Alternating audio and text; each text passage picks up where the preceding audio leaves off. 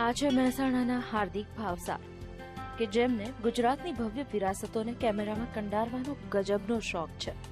હાર્દિક ભાવસારે કેમેરામાં કંડારેલી ગુજરાતના ભવ્ય વિરાસતની 51 જેટલી તસવીરોને મુંબઈમાં યોજાયેલા ઇલેક્ટ્રોનિક ઇમેજિંગ ફેર 2014માં સ્થાન મળ્યું હતું.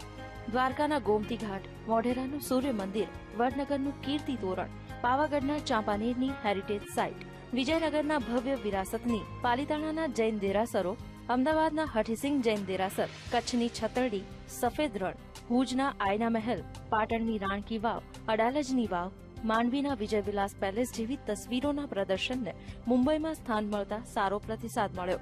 જોકે હાર્દિક ભાવસાર વૈશ્વિક ફલક પર ગુજરાતની હેરિટેજ સાઇટને લોકપ્રિય બનાવવાની મહત્વાકાંક્ષા ધરાવી રહ્યા છે. આ પિક્ચર્સ મેં છે ને 10 દિવસની અંદર બધા જ પાડેલા છે.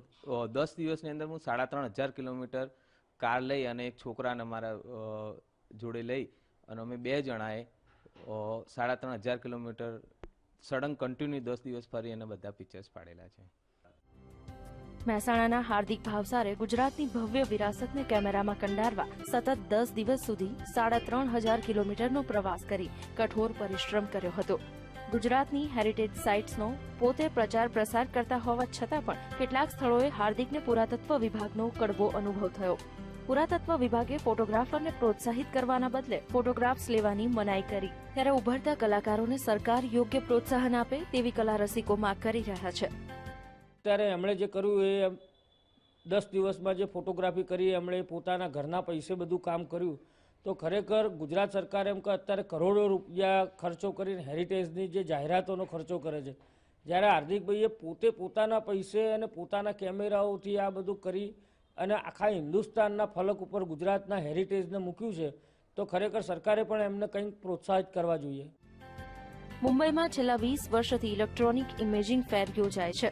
આ ઇમેજિંગ ફેરમાં અત્યાર સુધી ફક્ત મુંબઈના ફોટોગ્રાફર્સ માટે ફોટો ગેલેરીની જગ્યા ફાળવવામાં આવતી.